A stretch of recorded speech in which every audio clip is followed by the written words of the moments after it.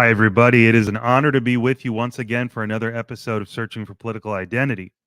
This show is growing, and it's growing because many of you are subscribing wherever you're listening, liking, and sharing the content, and I really appreciate it. So, what I've got for you today is a fantastic episode. Okay, I'm getting used to saying that, and it's true every time. Chase Oliver is one of the leading presidential candidates in the Libertarian Party. If you're a regular listener of this show, you know that starting in January, I started connecting with presidential candidates in the Libertarian Party. I've already interviewed Mike Termott, Lars Mapstead, and Dr. Michael Rechtenwald. I would recommend that you go listen to those if you want to get to know Chase's competitors. So it's just fascinating as I'm familiarizing myself with libertarian principles and exploring it and weighing my options.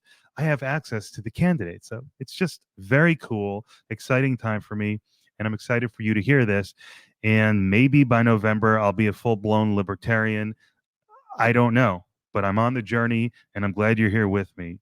So without further ado, I'm going to thank you one more time and say, please enjoy this conversation with Chase Oliver. Chase, thank you so much for making the time out of your very busy schedule for me.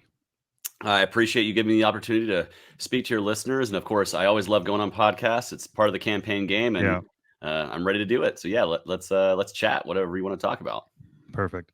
So, how lucky am I? How many people, while exploring libertarianism for the first time, and I'm just a couple months into it and still at the very beginning, get to interact with presidential candidates running for the Libertarian Party. So, and I'm so fortunate to say that I've been able to do that. You're my fourth. I spoke to Mike Termott, Lars Mapstead, and Dr. Rechtenwald. And so it's just a fascinating time for me. And now I'm being plugged into this journey that you guys are on and trying to make sense of it all. So, could we please start with some narrative? Tell me how you arrived at libertarianism, how you became so politically active, so interested in all these issues. Yeah, so I first got started in politics because I was an anti-war voter. I saw the war on terror being started, and then the war in Iraq very shortly thereafter being started, right after I was in high school, And I saw people that I went to school with going to fight in these wars that, particularly with Iraq, we saw that the CIA manipulated intelligence. They cherry-picked intelligence to make a case for war that ended up not being true. And that's really what started me on my skepticism of the war machine and the warfare state. And because I hadn't heard of the Libertarian Party, George Bush was a Republican, so I just kind of reflexively joined the Democrats, even though I love guns and hate taxes, which kind of makes me an anomaly amongst Democrats. But I joined the movement and the anti-war movement, and then in 2008, we had the choice as a Democrats between Hillary Clinton, who was basically a war candidate, a war hawk, a Dick Cheney in a dress, and Barack Obama, who was saying a lot of things about peace and diplomacy and closing Gitmo and ending the wars and talking to our enemies. And that all sounded very attractive to a large part of the anti-war movement. And so he ended up getting the nomination, winning the White House, and then he walked back every single promise he made with regards to foreign policy. That left me homeless politically and looking for something different. And I happened to be at the Atlanta Pride Festival in 2010, and the Libertarian Party of Georgia was there. They had a tent out. They were advertising to voters.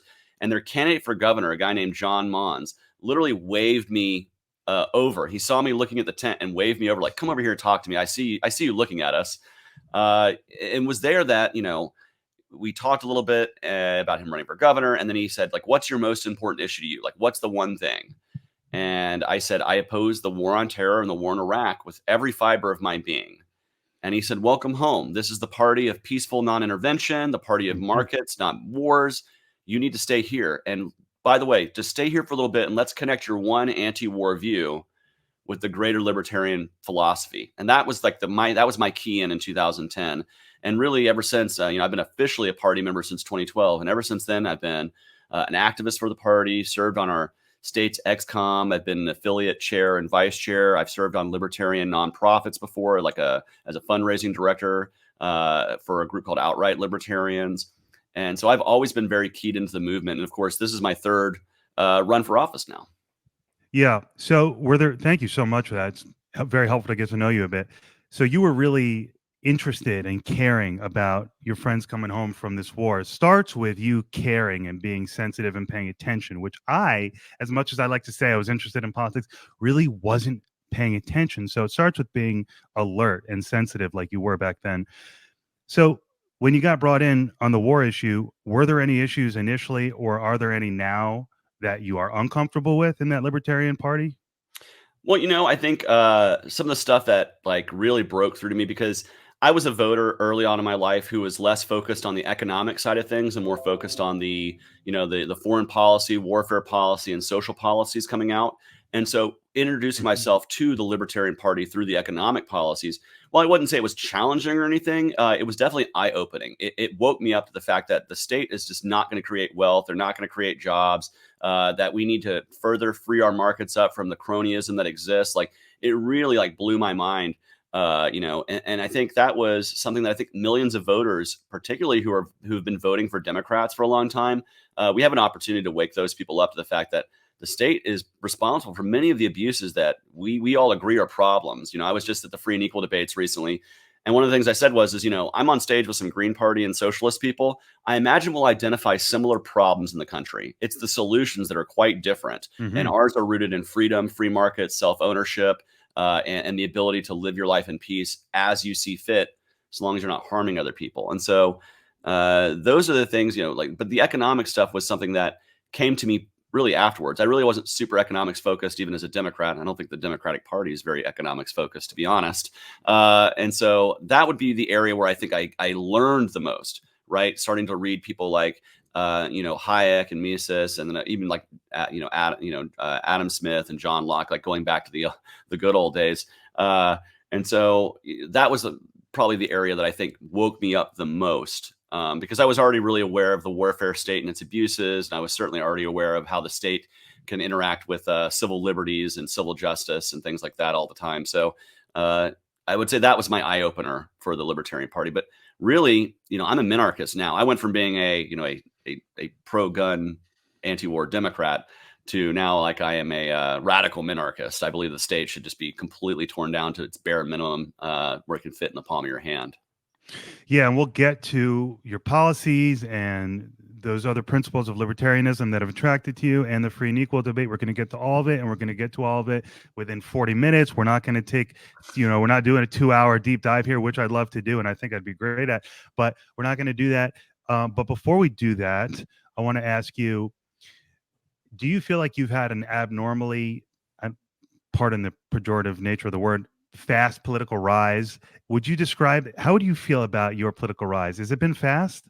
Well, it's been the culmination of, running for president has been the culmination of several years worth of work. Like my first time running for office was in the summer of 2020 in a special election for Congress during the height of COVID. It was this like breakneck 9-week special election, and it was totally under weird circumstances because no one was answering doors for door knocking. You couldn't really, the only place I could really advertise was at gym, or not even at gyms, outdoor walking trails and the park, because those were the only Must place have been open. bizarre. It was a very weird race, but It was weird for everybody, including politicians, it sounds yeah, like. I got sprayed with Lysol trying to door knock one time. Like that's when I knew like maybe door knocking is not the solution That here. may have happened anyway, though, regardless of what. True. And then I got to run for U.S. Senate, and I spent a year running in that race. And I learned so many lessons running, how to build an Like, organization, how to like do a what? lot with very little. So I wouldn't say it was really fast because it's been, 4 years now. But, I guess maybe in relation to some people, but, as opposed to the two-party politicians, they get a fast rise and they just stay in party for,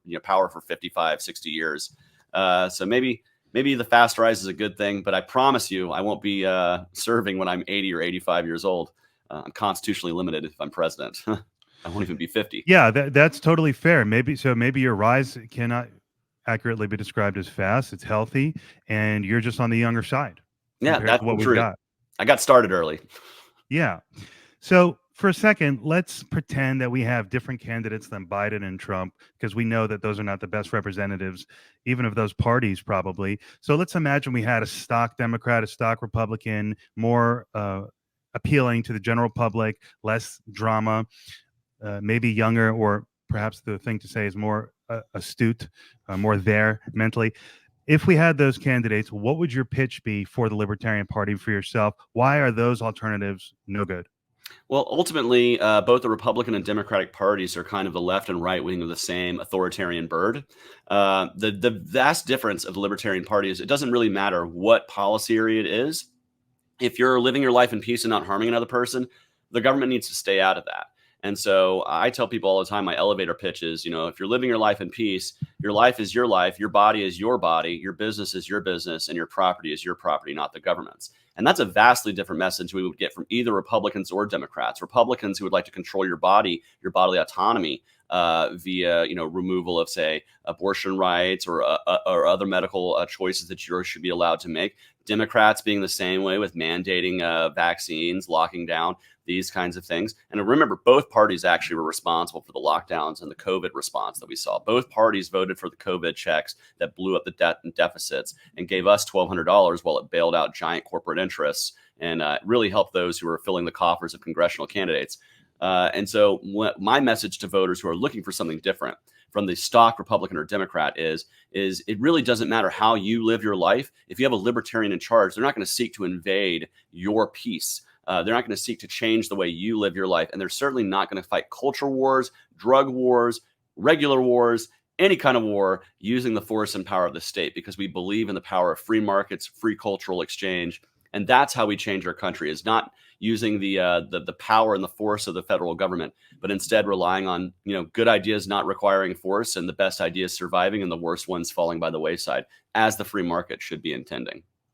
Yeah, it's so interesting. I'm studying for the bar exam, and first of all, have you studied law? You must have. You've studied all these issues. So are you a lawyer, or have you just studied law, read about law? You know this stuff. I live with a lawyer, but no, I am not a lawyer. I actually got started, just give you a little bit of my background there. I got started, I did a couple years of college for PR and marketing, but really I just jumped right into the workplace, did 13 years in the restaurant industry, started as a dishwasher. By the time I left, I was a consultant for new entrepreneurs on how to open up their own restaurants. And then I moved into maritime trade with the logistics industry. So I worked for a company called Hapag-Lloyd, helping to move containers from one side of the world to the other. And that gave me even further appreciation for markets and trade. But no, not a lawyer. I just live with one. And I have many friends who are, but I have not gone through a law school. Kudos to you for that. It is a tough thing. And I know people. It's not that tough if you've got the time. Thank you. It's not that tough if you got the time and you can read and write. Frankly, I say that with all due respect to my fellow students and fellow lawyers. But the reason I brought it up, and I wasn't going to because I wanted to go right into all these questions, but we'll get to them. Maybe I think it's worth it, though. There's an interesting piece of constitutional law that I was just reviewing yesterday, and it's really important. And it's this idea that Congress must act only in ways that the Constitution allows it to. And the Commerce Clause gives it the ability to regulate interstate commerce. And this is one of the biggest powers it has and the source of a lot of federal regulations. And one of the points of law, when you drill into it, is that activities that are they call it wholly intrastate, within the one state itself. For example, if I was growing pot in my backyard, the argument that the government can regulate that under the Commerce Clause for interstate, between two states, commerce, is that the Supreme Court has said activities that are economic in nature, or conceivably economic in nature, that in aggregate could have a substantial effect on interstate commerce can be regulated. So that's how the government, the state, can now get into my backyard if I'm just growing pot. So it's really interesting. And so I guess my point of bringing that up was to say, coming from law school and learning about the system, to then go into libertarians and who are saying, no, we've got a different set of principles, and it really requires rewiring the system. So let me ask you a question. Let's just go right into policy. I've got all these questions, so we don't need to give long answers. You mentioned abortion. I believe you support a federal abortion pro-choice law, right? That you would enshrine it? Yeah, so I support abortion up to the point of viability. And then beyond that, it should only be to the life of the mother. But I also would pair that with the Hyde Amendment, which would end federal funding for abortion.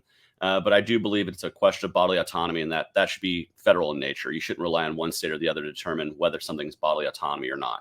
Okay, that's interesting, because that's the question, right? Like, hey, why not leave it to the states? But you've answered the question. Fair enough. Thank you. And interesting.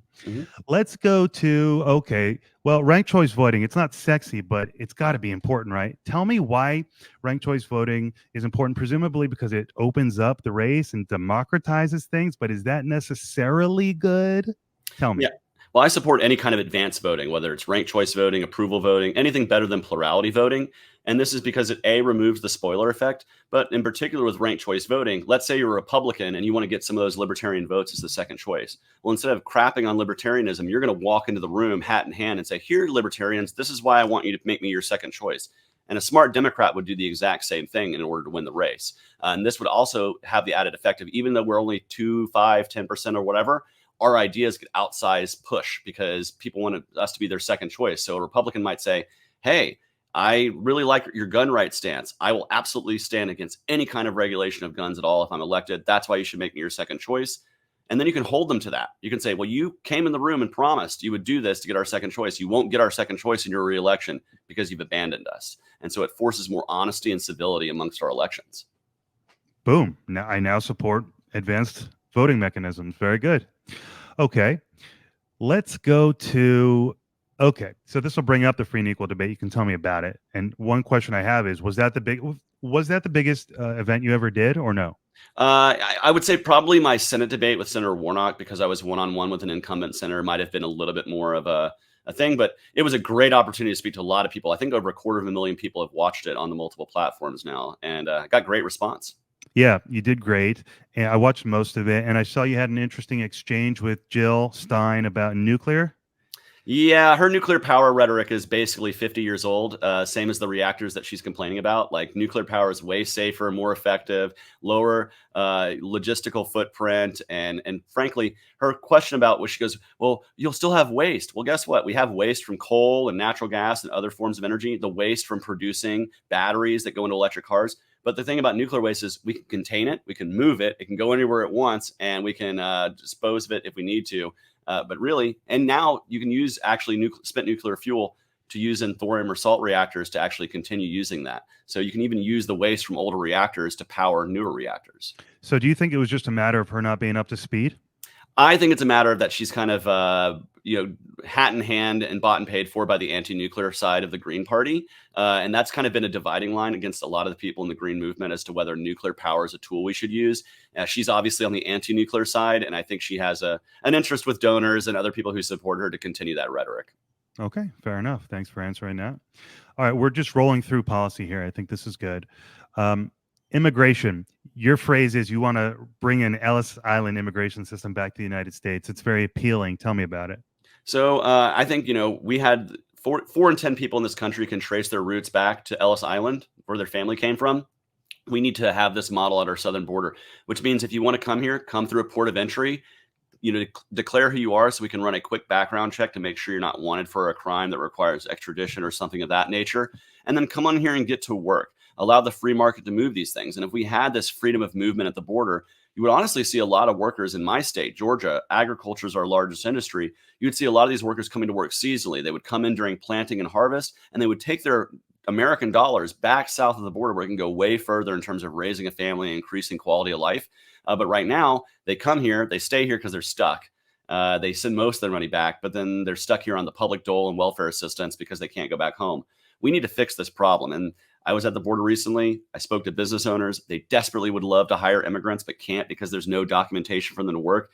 And so what happens? They get stuck on welfare, city programs, and of course, the churches and charities who are stretched so thin. And so we can simplify this process. And when we do, we can freely move immigrants more quickly across the border or back across if they want to go back home. And ultimately, focus our law enforcement on things like human trafficking and other crimes happening in the poorest parts of the border. Because if we had an incentive for people to just come right through ports of entry, they would. So to all the people who are rightfully or wrongfully concerned with immigration right now, you would basically just give them that speech and say, hey, we need to modernize and reform. Well, what I would say is if you're concerned about immigration, there's going to be different concerns. Part of it's economic. You're concerned that they're going to take your job or undercut your labor, or that there's just like not enough of the pie for everybody. Well, what I would say is immigrants create jobs. They start small businesses. In fact, immigrants or children of immigrants are more likely to start a small business than native born people. I read on your website, like 55% is the data you have of Exactly. small businesses were started by immigrants. Yeah. And so like this is actually increases the size of the economic pie for everybody. It creates jobs in the systems. And as far as undercutting of labor, that's what we have right now with the status quo where people are working without documentation. If immigrants had documentation, they wouldn't be getting undercut for labor because they could demand better pay that's in line with what other people are getting paid. Because right now they don't do that because they know if I complain, if I speak up, they just won't hire me or I run the risk of being deported if I make too much noise, right? And so if we really want to stop the undercutting of labor, simplify immigration so workers can come here and get paid what workers should be getting paid. I agree. Immigrants getting paid, pennies on the dollar is wrong.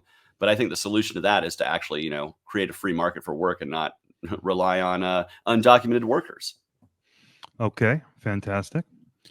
Well, not those problems, but your solutions to them. I've had that talk with a lot of people. That's the first thing we have to do as candidates is hear the concerns of those voters Yeah. and speak to those concerns. And so I've heard that a lot. I forget what big name on X posted something, but it was Joy Reid, Jen Psaki, and someone else on MSNBC laughing about how voters in West Virginia are most concerned with immigration. And how could they be concerned? What do these people know? And it was this notion of talking down to the voters. I know you're not doing that. So, all right, war on drugs. I had probably 4 or 5 years ago a beautiful cousin, James, who's now 23 forever. He fentanyl, thought he bought his Xanax on the street. Dad found him dead in the morning in bed. Horrible. Yes, sir. So I've heard, so obviously I want to do something to fix this problem. I've heard that if you legalize all drugs, not just decriminalize, but legalize, that's the way you take the cartels out of business and make the drugs safer, make drugs safe again. Tell me about your stance on drugs. Yeah, so I am a fully, in the drug war of every kind. I would, no longer criminalize any substances at all. I do feel like that is a better model, right? Because I looked at Portugal. Portugal is a great nation to look at this, in particular with opiates. You mentioned opiates. Portugal had the worst heroin use, opiate use of any of the countries in Western Europe. Because of this, they had extremely high overdose rates, high HIV rates, and high hepatitis rates. And towards the turn of the century, they decided instead of cracking down, they decriminalized, small possession of all drugs. They considered people instead to be criminals to be patients who are suffering from addiction, so giving them avenues to find rehabs and other things. And in doing so, the use is now the lowest in Western Europe of opiates. They have the lowest number of overdoses. They have cut the HIV rate down a whole bunch. It's still higher than the continent because people are living decades with HIV, similar to hepatitis as well. But like the new transmission rates are extremely low. And so this tells me that when we have an anti-prohibition marketplace, when we actually treat addicts, people suffering from addiction, allowing them to get help as opposed to fearing going to prison, more people will access that. The other thing about Portugal, and you mentioned, thought he had a Xanax, but it was really fentanyl. Well, in Portugal, you can go to a pharmacist, pay a small fee, and they will test your drugs to tell you exactly what's in it. So you know whether it's pure, whether there's something cut into it, and that increases the knowledge of the user, which decreases overdoses. And that's something we certainly don't do in this country. And so there's a lot of ways we could change our policy towards drugs, ending this war on drugs that would actually help people who are suffering from addiction and prevent overdoses. There's also the direct action side of things. I always shout out a group called Shred the Stigma Oklahoma. There's a great group of people. What they do is they pass out free Narcan, fentanyl testing strips, clean needles, and pipes to users. They don't do this because they want people to use drugs. They do this because in case someone overdoses, there's the means to save themselves. And when that person wants to get off drugs, they know a trusted person who has been providing them with clean needles, clean usage, and who's an ex-addict who can help them get the help they need. And because of that, this group, Shred the Stigma, they've saved 700 people's lives in a year with Narcan alone. And they've gotten a lot of people off of drugs. And that's kind of the direct action we need instead of this crackdown from the federal government and from our state governments that we've been seeing across the country that has not been helping the issue. I don't know if you've noticed this, but more people are overdosing. There's more fentanyl in the streets, and there's less help out there. And we need to reverse course on that. Yeah, you may have been following the news out of Oregon about they decriminalized drug possession, I think 18 months ago, and now they're pushing to recriminalize it. And I think the critique from your perspective, and assuming I agree with you, which I think I do, we would say, well, you didn't give it long enough, and you probably didn't go full enough. And fentanyl being such an X factor, it's hard to say if even the decriminalization itself was causally related to the rise. We may just be going through a rising horrible time. So interesting little stuff going on in Oregon there on a micro scale. Yeah, I would very much agree with what you're saying. I think correlation might not be causation there, and there's other factors, and and I don't think there was enough time to really set all this up. And yeah, I very much agree with you there. Okay, so I've got a few topics. Now I'm going to go randomly, though, to the death penalty just for dramatic effect. For some reason, just emotionally, I like the idea of a death penalty. Like, there are certain things that society is just going to say, you're done. But that probably doesn't hold up to scrutiny. I read your platform and it's persuasive. So I should move on from that childish notion that the state should be able to put people down. Well, I think your feeling is a valid one, right? Like if I were to see somebody, like I have nephews and nieces, and if I happen to walk in on somebody harming them, assaulting them, there's a good chance that person wouldn't walk alive out of the room. I'd probably kill them right then and there, right? And that's a totally valid thing. Like crimes of passion are a real thing. Mhm. No jury in the world would convict me. But when we hand that power to the state, when we hand the power of the state to end someone's life, you're literally giving the power of the state to control your life in every aspect, including ending it. And I don't feel comfortable giving the state that kind of power, especially with the number of mistakes that have been made. People who have been later found to be innocent through DNA or other witnesses or things like this. And they're already dead. You can't unkill somebody. You can release somebody from prison if they've been there for decades. And it's horrible that they've been there for that long, but at least they have a chance to restart their life. But you can't do that with the death penalty. And I would also argue that it doesn't deter crime. We've had the death penalty for quite a while. Violent crime has gone up, it has gone down, it has not been a definite deterrent. And so, while I empathize with people who were like, yeah, there are certain people that should just go away, man. And if I happen to see it happening, I'd be one of the people that put them away. I understand that emotion, but we also have to look at what power are we handing the state, and are we doing this in an Yeah. emotional way without looking at the full consequence and full breadth of the power we are handing a state that can ultimately decide to just end your life. Fair enough.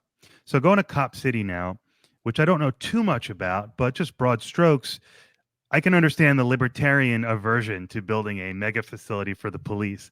But if we step outside of that frame for a moment and just say, is it really so bad that the police would have a big place to practice and make themselves better? What's going on there? Well, I think I'm not against police being able to be trained. There's a lot of factors there beyond just the fact that it is a large training facility. There's the taxpayer cost that they said was going to be 30 million, and now it's 67 million. There's the clear cutting of one of our largest forests and green spaces in Atlanta, which we cherish as a city. We call ourselves the city among the trees with the most green space of any metro area. There's the property owners in the area. And with the trees cut down, you're creating floodplain in the neighboring areas that are going to affect property values. They're going to be building an outdoor gun range within earshot of an elementary school. Like that's probably not great for kids' mental health when they're on the playground to be hearing gunshots going off. They already hear enough of them in Atlanta. They don't need to have more. And frankly, they already had facilities. They had facilities that they allowed to crumble over decades through mismanagement and misuse. And there's no indication they won't do this to this new facility too. And it's actually cheaper to retrofit the facilities they already have. And so, if we're going to put public money towards police training, why not update the facilities that they already have existing? That doesn't require us to clear cut forest, doesn't require us to build the shooting range outdoors, doesn't create the floodplain for the property owners in the area. And then lastly, the Atlanta police, frankly, have not worked well enough with the public to deserve such a such a gift from the taxpayers, because there's a lot of areas where we still have issues with the Atlanta police. Feel like, and much of this was a giveaway because the Atlanta City Council, they were feeling the squeeze from the Atlanta Police Foundation because they weren't friendly enough to police during Black Lives Matter and the George Floyd movement in 2020. And in doing so, they risked losing out money from the Atlanta Police Foundation. So really, this is a corporate giveaway to the Atlanta Police and an effort to secure votes and support for the Atlanta City Council and mayor. And luckily, there's a large scale movement against it, and it's across the spectrum. It's not left versus right; it's right versus wrong.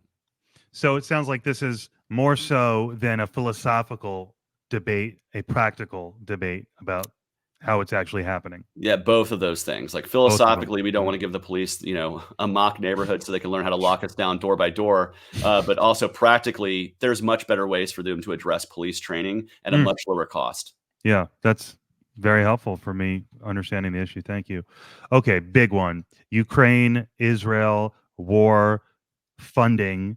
You say on your website that, let's see here, that, okay, this is really interesting, that you would offer our moral support, but no government support, but you would not get in the way of private corporations sending money and arms. So how would that work if you're president and you got these American corporations doing all this stuff? How would you manage that? Yeah, that's the thing is we wouldn't. If the Ukrainian government wants to buy things directly from Boeing or from Raytheon or somebody else, they can do that. But we don't need taxpayer money to be facilitating that or paying for it. And if Raytheon, wants to loan them some stuff and say, "Hey, we hope you in the Russians you can pay us back eventually," that's for Raytheon to decide. That's not for the United States government to decide. And I do have moral support for the Ukrainian people. I do see that Putin is the one who moved his army across the Ukrainian border, not the other way around.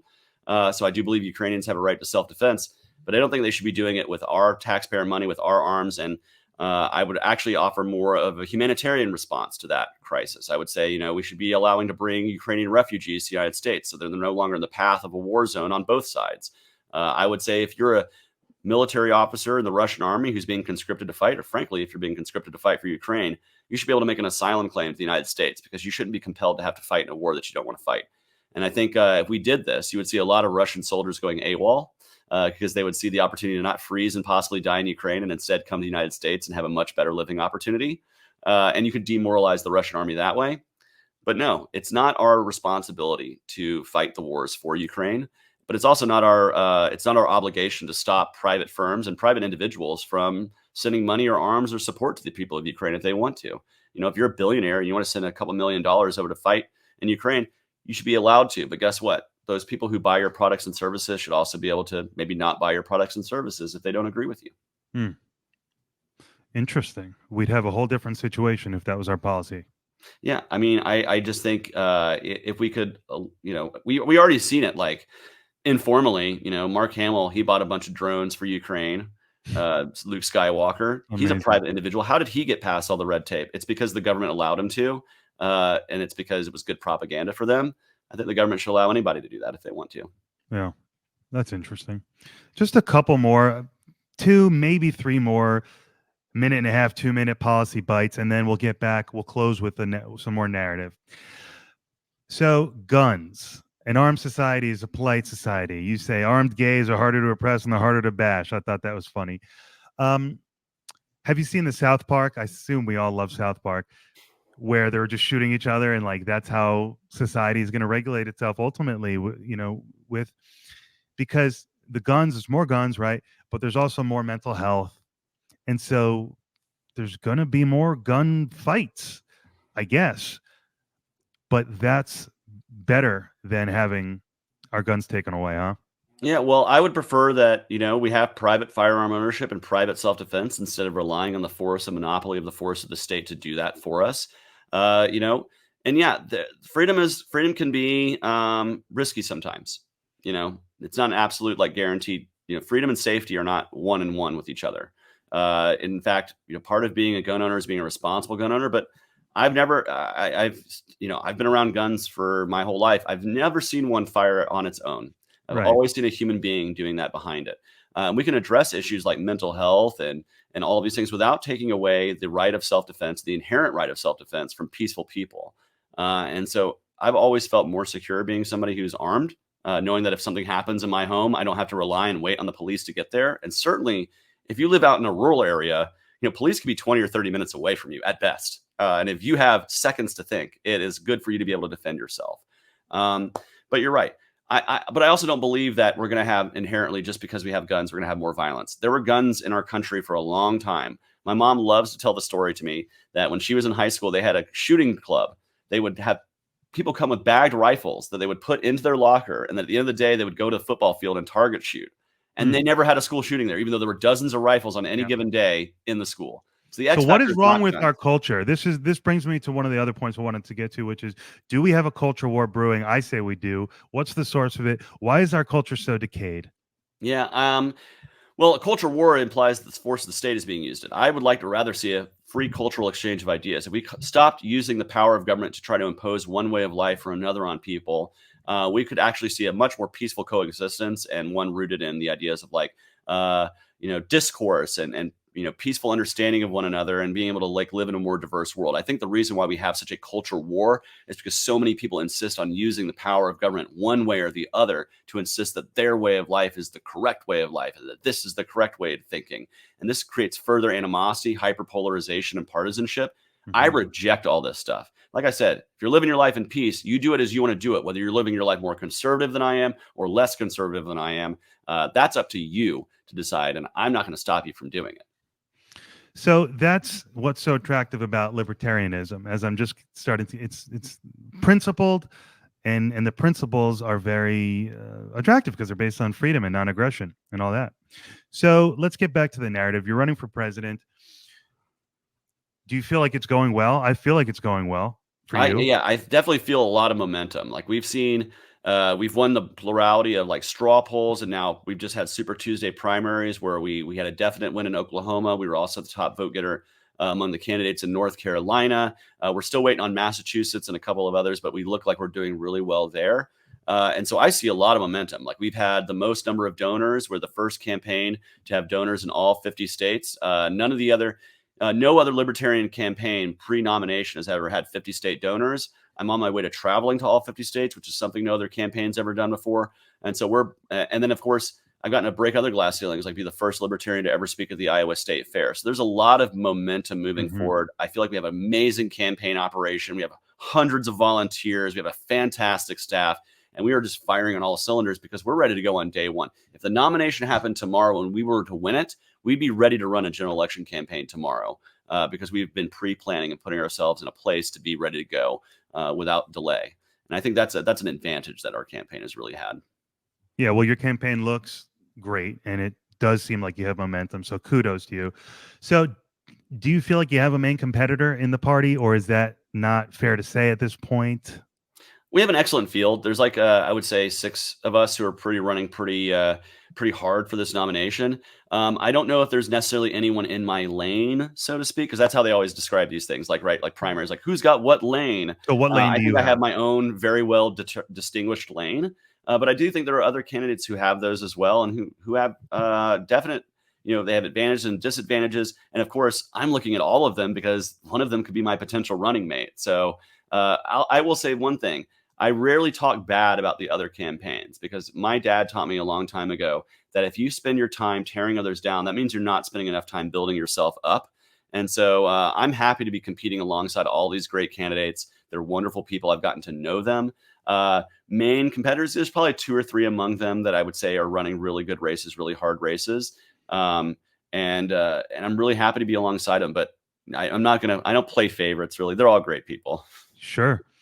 Yeah, and like I started this conversation by saying, I've gotten to know 3 of them already, and presumably a few of them are on that list that was just in your mind of people who are running those best races. And it's interesting. Everyone, like you said, has their own strengths and weaknesses. And again, just getting into this party and looking at it, it's like they're all crayons in the crayon box. They each got a different color and they have a different purpose, and everyone does in any organization. And so you talk to them, you get to know them, and you say, what is this guy's personality and what is his flavor? If Mike Dermott's the professional, Ruckton Wald is the acerbic, witty, edgy guy, and Lars has got great reach. I was having trouble thinking of a moniker for Lars. Yeah, Lars is he's the internet businessman. He's a guy who he's a Makes rag sense. story, right? And so now I'm talking to you, and you seem very well rounded.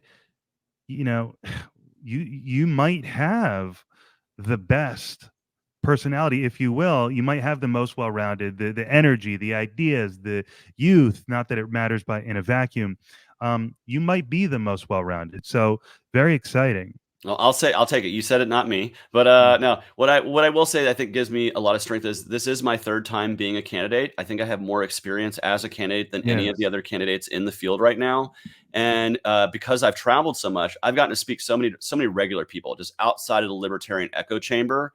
And I think that has sharpened me as a candidate, because when you hear from Republicans and Democrats and independents, people who are excited for you and people who are extremely skeptical of you all along the spectrum, it sharpens your messaging. And so I think that's one of the things that has definitely benefited me as a candidate, is being so out among people, hearing from their concerns and trying to speak in a language that resonates with those voters and not just excites only libertarians. I want to excite everybody across the spectrum about the message of freedom. And that's kind of what I think is my strength, is my ability to communicate. We have some great writers and people who are very prolific about writing the libertarian philosophy in our field. We have great business people. We have economists. And then, I'm a guy who's been out there working in the service industry, like interacting with people my entire life. And I think that's a trait that really benefits a campaign. But like I said, we got an awesome slate, and really, I have an amazing group of people to possibly choose from for running mate. So I'm not wanting for any of that. I think we have great people in the Libertarian Party. Well, yeah, I was going to ask you what distinguishes you from your competitors, but you answered it. It's your experience dealing with people, your experience as a candidate, and your ability perhaps to talk to outside of the Libertarian Party, maybe simultaneously to talking inside. Very interesting. Okay, I've got a final question for you. You say somewhere on your website, you reference some strategic position of the Libertarian Party for the 2024 presidential race. So, what is the Libertarian Party's strategy? Yeah, so strategically, what I want to do for this election is I see several metrics to victory, right? Like the ultimate victory would be winning outright, taking the oath of office, dismantling the state piece by piece, starting on day one. And as excited as I would be to do that, I recognize that's a really tough hill to climb for the Libertarian Party. But there are definitely things we can do to start building our party up foundationally so that we have an outsized impact in our elections from here on out. I want to secure ballot access in as many states as possible, so we have more people being able to run for office. And same with major party status, so we get that increased media eyeball and access to primaries and things. I want to find those winnable, electable libertarians so we can start building our bench up, help pushing them across the finish line with that increased presence that a presidential campaign can provide to their campaigns. But lastly, I want to double our party's membership and hold it for the next 4 years, because every 4 years we get a certain level of excitement from our presidential campaigns. We get a bunch of new membership signups, and then they fall off. And so my commitment to the party is, if I'm our nominee, I don't end this in November. I'm committing for the next 4 years to maintaining those new members, helping them find their local affiliates. If they don't have a local Libertarian Party chapter, let's get them to start one there so we can have more and more people, because I want to have twice as many door knockers and activists and donors. Because one of the things, if you listen to libertarians within the party, one of the things they will always talk about is burnout. They're doing 10, 15 different things at a time. Well, if we had twice the number of members and twice the amount of people willing to get in and help us out with that, that would take a lot of that pressure off of some really good, hardworking people. And we could build ourselves up from the foundation as we tear the state down brick by brick, is what I say to people. And so those are really the goals I have to have an outsized impact on our election, is to be loud, be boisterous, to gain that new momentum and to hold it. So that way, every 4 years, we're building instead of having to rebuild every 4 years. I'm so grateful for your time. You're a persuasive guy. You're an energetic guy. You have optimism. You've got ideas. What's not to like? Let me ask you one final question, and maybe it's a dicey proposition for me to ask, but aliens. This is a podcast. Do you have anything to say on the subject of conspiracy theories and aliens and chatter? Do you think that stuff is a waste of time to think about? No. And I mean, I wish I could show you, like, here, I'm a huge Trekkie. Here's my mouse pad. It's the Star Trek mouse pad. Like, I'm somebody who loves the possibilities of space, sci-fi. And when you look at the billions and billions and billions and billions of stars out there, the idea that we're the only thing that's completely out here in the universe, to me, seems a little far-fetched. So I like to say that I'm a believer. Don't know if aliens have ever come among us or anything like that, but you've never seen one. not myself. No, I've seen a lot of strange folks in the campaign trail, yet to run across someone who's from literally out of this world. But I like to think that that's a possibility, one day. And, God willing, that if that ever does happen and we ever meet somebody from outside this world, we unify as one human race to be a peaceful partner to those people. That's the whole Star Trek thing, right? They found aliens and they realized we need to stop going to war with each other. And lo and behold, there was a Russian on the bridge. So whether or not there's aliens out there, and if it's 1,000 years away or tomorrow, or it's already happened, you would say that libertarianism is the way forward, is the way to structure our society, because it maximizes freedom, and that's just going to be the best for everybody, huh? Not just here on Earth, but everywhere else in the universe.